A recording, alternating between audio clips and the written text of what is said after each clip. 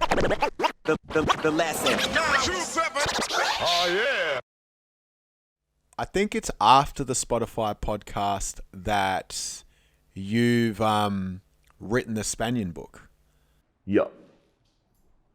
Now, Spanian, for myself, as well as probably a lot of people, he's one of my favorite artists. I'm more engaged with him as Spanian the personality, as opposed to Spanian the rapper.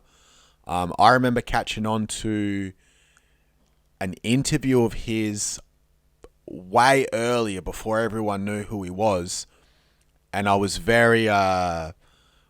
very interested in that interview. It's on YouTube. It's like 30 minutes long. He's talking about how he's been locked up, and what really caught me about him is when he was starting to talk about the influences, the rap influences for him. The names that he was mentioning were heavily New York based dudes from memory. And I always kind of felt like Adelaide and Melbourne traditionally really pulled from New York, whereas in Sydney, I don't know exactly where Sydney pulls from. I just kind of feel like if you look at back in the day particular, Sydney was just different. It's just doing its own thing. He's now become, maybe the biggest personality in Australian rap. How did you click in with him, and then how did the whole idea and execution of writing a book come about? Yeah, so basically, I had the same story as you. I've seen Spanian's videos from 2017 or 2018 or whenever they were. Just thought, obviously I said before, Army the Fairest, Jenna Mind Tricks, that's kind of what I grew up on, and I could definitely see that he was taking influence from that sphere of artists. You know what I'm saying? And he's right when he says that no one was really doing that style in Australia, prolifically. So that caught my attention straight away. But yeah, obviously, him telling stories online, and that also added a whole nother dimension of him that, was very rare with other hip hop artists. So from 2018 or 2019, I was trying to get him in for an interview badly. I was reaching out to, old mutual friends from high school that knew him. I was reaching out to the Last Edition, who was doing his videos, reaching out to, multiple people, and just never got anywhere with getting an interview with him. And I kind of left it at that, you know what I mean? I was like, if he wants to do an interview, he'll hit me up. I don't want to start hassling people, you know what I mean? I'll just leave it at that. And that was 2018, 2019. And then the start of 2021, last year. So Adit, who I co-managed Triple One with back in the day, also in Horror Show, the producer of Horror Show, he actually hit me up and he said, oh, funnily enough, I'm starting to manage Spanian now. And I think he got introduced to Spanian through Khaled Rahim, his producer, who also produces for Leroy and, Doja Cat and Rihanna and shit. He produced the Spanian stuff, and then Khaled hooked Adit up with Spanian. And then, he hit me up and said, so I'm managing Spanian now. And I was like, oh yeah, mad. That's cool. I think that's going to be a really interesting, journey for you. It's, he's a once in a generation artist, I think, it'll be cool. And he was like, yeah. And then I said, oh, if he ever wants to do a book, let me know. It'd be funny to write a book. And I just threw it out as an off comment, I just talking shit, shooting the shit, just saying whatever. And Adit was like, yeah, sweet. A couple of months later, Adit calls me back and he says, oh, were you serious about doing that book? And I was like, maybe. And he was like, yeah, sweet, let's do it. And I'm like, oh, okay, how do we do that? I've never written a book before, I've been doing journalism for 10 years now, but I've never considered myself a journalist. I don't get invited to the journalism awards. I don't do any of that shit. I just write articles about rappers and that's it. You know what I mean? So it was kind of surprising that Adit actually hit me back, but obviously he had faith that I could do it. So I was like, oh damn, maybe I can actually do it. We met up with Spanian up in the Horror Show studio on Enmore Road in Newtown. He literally comes in. We've never met before, never spoken before, shook his hand. He's 2 heads taller than me because he's 6'3" or something. I'm 5'10", whatever. And then Spanian's just so what do you want me to do? And I was like, how about you just tell me about your life? And he's like, from the start? And I'm like, yeah. He's like, all right, sweet. And he literally just said his life for 2 hours, like nonstop, like didn't interrupt him. He just relayed his life from literally the day he was born up until that day, and just did it off with like the craziest memory. I was like, I don't even know how he did that. That's fucking crazy, you know? So from there, I took like one section of the book of what he said, and I was like, this is going to be one chapter of the book. And then I met up with him again, and then asked him way more deeper interview questions about that particular period of his life. Got it transcribed, wrote the one chapter, and it took me a couple of days to write after we got the transcription because I was just going hard with it. And then we took that chapter and pitched it to a couple of publishers. So it's like getting a record deal, I guess. Like we just pitched it to a couple of publishers, seeing if anyone would take it on and fund the book. Eventually, Hachette, they ended up actually agreeing to publish the book, and I think they did Mark Hunt's biography as well, so they were kind of used to kind of like, you know, Australian kind of counterculture stuff. And then they agreed to publish the book, and it was just fucking crazy. So yeah, from that one chapter, we had a 3 or 4 month turnaround to get the book done.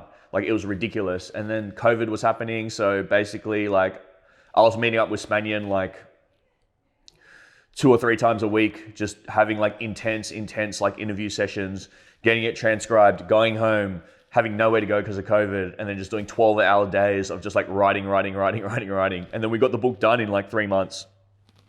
And then the editing process with the editor took like, you know, a couple of weeks. And then from then the book was out in December, and like that was it. Yeah, it was pretty intense. Yeah, it was pretty intense. You've written it, you've edited it, it's ready to go, it's ready for release.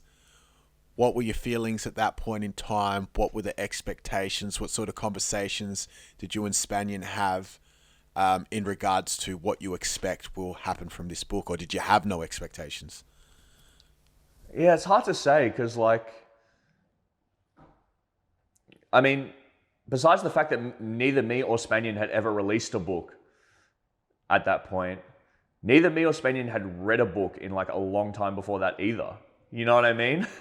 But in a weird way, I almost think that was crucial to its success, because I wasn't going in there thinking about how to write a book, because the audience for this book is not the usual audience who's just going to walk into Dimmicks or Angus or Robertson and just, you know, buy a book every week. You know what I mean? We knew that a lot of the audience was going to be a lot younger. Obviously, Spanian, you know, a lot of kids look up to Spanian and that, this and that. And a lot of people aren't necessarily your audience who, yeah, like I said, buy books regularly.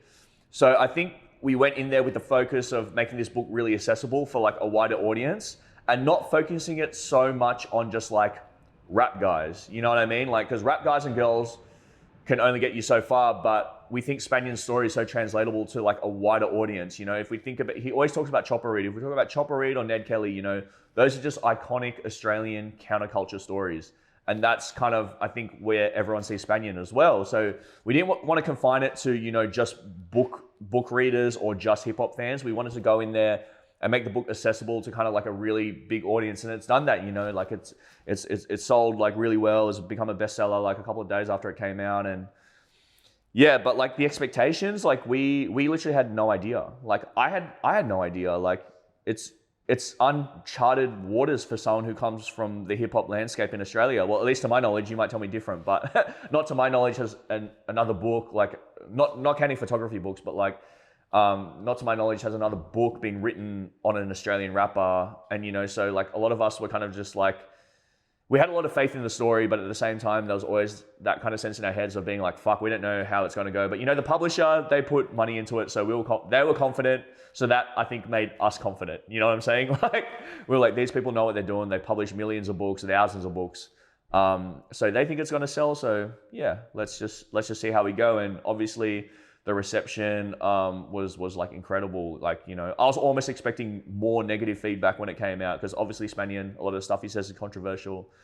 So I was expecting like, you know, a bit of backlash, but like literally 99% of the feedback was like, hey, like I really enjoyed the book. And, you know, a lot of people saying, hey, like, you know, normally I don't read books, but, you know, this is the first book I picked up in ages. I enjoyed it. A lot of people saying, hey, I racked this book from Big W, and that's funny as well. You know, like who cares? Like, I mean, actually, no publisher's going to hate me for saying that, but don't rack it. Buy it. Please buy it. But But you know, it was really nice to get feedback. You know, especially me not really having any experience in the field. So shout out to Spanian's management as well for, you know, putting that faith in me and a faith in Spanian. But just goes to show that his stories are very powerful and very iconic and unique story. And I'm glad it got to get out there in, you know, whatever form it may be, audio book or, you know, like just a regular physical book, or, you know, he's still doing his shit on podcasts and stuff like that. So yeah, it's good to see him still out there, you know, and he's grown a lot, you know, throughout this whole process, I think. And that was actually my next question. Has there been any talks of releasing an audio version, like an audio book of that, or is it just going to stay in print, or there's just been no conversation about that? Oh, there's an audiobook out now of the actual book. Yeah. Yeah, there's an audiobook version, but he doesn't read it. He reads like little bonus chapters at the end. The audiobook's read by like a professional like audiobook guy. But yeah, that's out there. A lot of people have bought it on Audible and they just like consuming books that way. But yeah, that's out there. Buy it, yeah. And I guess in terms of like the sales of the book, do you know how many copies got printed and how many got sold and that sort of thing? Nah, to be honest, I don't know that information. I mean, it was like, they said it was a bestseller, so I'm just like, okay, I just, you know what I mean? Like, I guess in my instance, it's like, I essentially got brought in as just someone to do a job, you know what I mean? It wasn't my story to tell. I'm just helping Spanian tell that story. So I kind of got brought in just to do my part, and then after that was it. You know, I wasn't involved in any of the marketing or the publicity of the book. I just got brought in to help write it, and that was it. So I wasn't involved in kind of like the BTS stuff. That was more Spanian's management and the publisher who handled that directly. But yeah, from all reports, it sold really well. It was in the bestsellers in the true crime and biography and nonfiction categories as well, and it got nominated at the National Book Industry Awards, or whatever their equivalent of the ARIAs is, or whatever. It got a nomination there, didn't win, but you know, it's good that it got nominated and recognized. I think it's, you know, only going to open the doors for more stories like this to be told on a national and international basis, you know. So yeah, it was really cool. It was really cool. The lesson. 927. Oh yeah.